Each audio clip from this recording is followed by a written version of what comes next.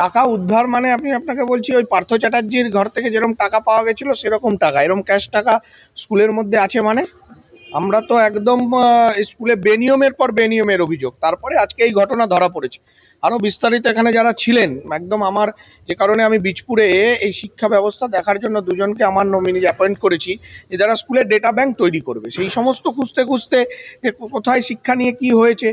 এই আমাদের স্কুলে এখানকার বাচস্পতি স্যার আছেন, গৌতম বাচস্পতি, ডক্টর অনির্বাণ গাঙ্গুলি আছেন, এনারা স্কুলে ডেটা ব্যাংক তৈরি হচ্ছে সব জায়গায় খুঁজছেন। তো এইখানেও অনেক বেনিয়ম আমাদের কাছে এই স্কুলের মাস্টার মশাইরা করেছেন। এই খুঁজতে গিয়ে তো দেখা যাচ্ছে এই ভয়ঙ্কর ব্যাপার, টাকা মেশিন এসছে, গোনা হচ্ছে, কোথায় থামবে, একটা প্যাকেটে 26 লাখ বেরিয়েছে, তো কয়েক কোটি টাকা। আমি বলছি এই টাকা স্কুলের টাকাও নয়, এটা কমল অধিকারী, সুবোধ অধিকারী, পার্থ ভৌমিকের ব্ল্যাক মানি। এত টাকা তারা ইডি সিবিআই এর ভয়ে এই স্কুলে লুকাতো এখন যা বোঝা যাচ্ছে।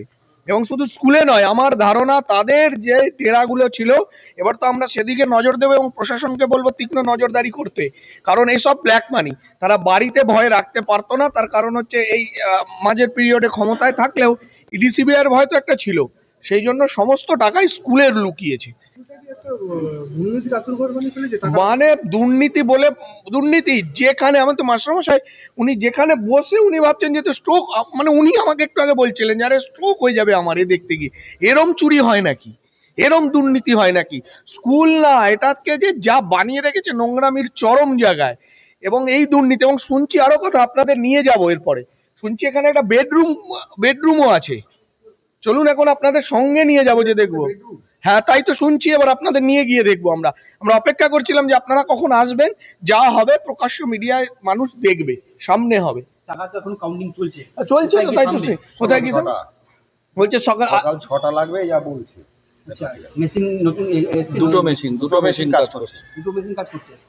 দাদা এই যে অপাকেও পিছিয়ে ফেলে দিয়েছে এরা, তাহলে ভাবুন যে বীজপুরে কারা চলতো, এবং সবচেয়ে বড় স্কুল কারা নেতৃত্ব দিত, স্কুলের সেক্রেটারি, প্রেসিডেন্ট, এরা কারা? এই কমল অধিকারী, এই পৌরসভার চেয়ারম্যান এবং সুবোধ অধিকারীর মদতে, ও তার মাথার উপর গডফাদার ছিল পার্থ ভৌমিক, তাদের ব্ল্যাক মানি। এই টাকার যদি খোঁজা যায়, এই ব্ল্যাক মানি ওদের, কারণ স্কুলে এত টাকা কোথা থেকে থাকবে? শিক্ষা প্রতিষ্ঠান থেকে সেফ জোনে রেখে দিয়েছিল। তাহলে ভাবুন আমি এটাই বলছি যে ইডি সিবিআই এর ভয়ে এই টাকা ওদের বাড়িতে একবার সিবিআই রেড হলো, তারপরে এই টাকা রাখার তো জায়গা দরকার, তাই জন্য ওরা এই শিক্ষা প্রতিষ্ঠানগুলোকে বেছে নিয়েছে। স্কুলটাকে কিভাবে এরা শিক্ষা ব্যবস্থাকে ধ্বংস করছে ভাবুন। একটা প্যাকেটে 26 লাখ বেরিয়েছে। হ্যাঁ, একটা প্যাকেটে এখন অব্দি শুনলাম 26 লাখ বেরিয়েছে, এখন 8টা-10টা প্যাকেট আছে। অ্যাকাউন্টেন্ট বলতেছে এটা রিঅ্যাডমিশনের টাকা এপ্রিল মাস থেকে। আচ্ছা ভালো কথা, সেটা কি স্কুলে থাকে নাকি? ওই অ্যাকাউন্ট্যান্টটাকে কান ধরে পুলিশের কোমরে দড়ি বেঁধে ঘোরানো উচিত। সেই টাকা এরকম ক্যাশ স্কুলে ফেলা থাকে নাকি? কতদিন ধরে আছে উনি বলেননি কেন? স্কুলে উনি প্রিন্সিপালকে বলেননি কেন? আমি জানতাম না। তাহলে ভাবুন আপনারাই, ওনার যদি ক্যাশ থেকে থাকে এতদিন ধরে কি হচ্ছিল, কতদিন ধরে তো পড়ে আছে, কেন স্কুলে এত টাকা ক্যাশ পড়ে থাকবে? এ টাকা ব্ল্যাক মানি, এবং এদের মদতে এদের ব্ল্যাক মানি, এবং সেটা এই স্কুলের এই কর্তৃপক্ষ এরা সেটাকে মানে সুরক্ষিতভাবে রাখার ব্যবস্থা করেছিল। পার্থভূমি কি মানে গৌতমকে দিয়ে খেলাতো নাকি? হ্যাঁ, কমল অধিকারী তো মেন, তো কমল অধিকারী, সুবোধ অধিকারী। কমল অধিকারী স্কুলের পেয়েছিল। কমল অধিকারী এই স্কুলের প্রেসিডেন্ট একদম। কোথায় এনারা কোথায়? কোথায় তো আমরাও তো খুঁজতে পারছি না, আপনারা খুঁজুন, পুলিশকে বলবো খুঁজতে পার। পাওয়া যাচ্ছে না 4 তারিখের পর থেকে প্রিন্সিপাল জানান। তাহলে কিছু নেই, কোথাও নেই, টাকা আছে, টাকা ঠিক আছে। জেলে ঢোকাবেন? আইনত যা হয়, আমি জেলে ঢোকানোর কি, কিন্তু আইনত যা হয় পুলিশ তা ব্যবস্থা নেবে।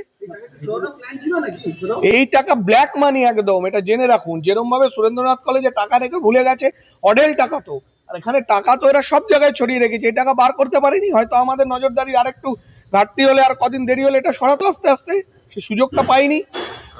আর স্বজন পোষণেরও ব্যাপার আছে, নিয়োগ যখন হয়েছিল প্রচুর এই দুর্নীতি, আপনাকে বলে শেষ করতে পারবো না। এই হার্নেট ইংলিশ মিডিয়াম স্কুল এই অঞ্চলের, আমি যেমন হার্নেটের স্টুডেন্ট, হার্নেট বাংলা মিডিয়ামে, আমরা ছেলেবেলা থেকে এই স্কুল দেখছি, স্কুলের সামনে দিয়ে যেতাম, হার্নেট নামটা আছে, ফলে আমাদের একটা আলাদা সেন্টিমেন্টের সাথে।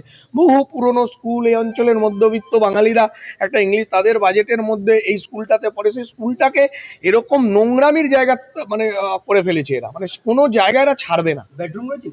তাই তো শুনছি, চলুন এখন আপনাদের সামনে গিয়ে দেখবো। বেডরুমে কি হতো? কি, আমরা তো যাইনি, আপনাদের নিয়ে যাব।